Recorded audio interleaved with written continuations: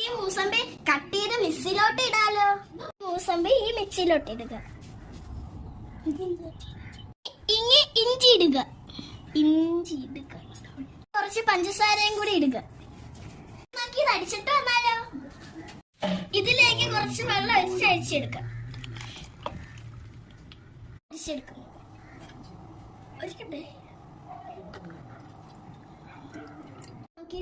ഇതിലേക്ക് ഐസ് ഒഴിക്കാം.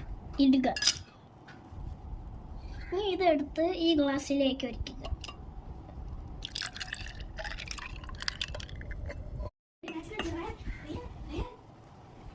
ഇങ്ങനെ നമുക്കിത് ഇളക്കി കൊടുക്കുക.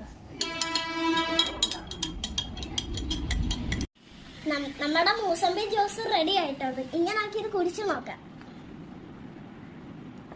നല്ല ടേസ്റ്റ് ഉണ്ട്. നിങ്ങൾ ഇത് വീട്ടിൽ ഉണ്ടാക്കണം. ലൈക്ക് ചെയ്യണം, സബ്സ്ക്രൈബ് ചെയ്യണം, കൂടാതെ ബെല്ലൈക്കൺ കൂടി ഡബിൾ ചെയ്യണം. അടുത്ത വീഡിയോയിൽ കാണുന്നത്. Bye bye.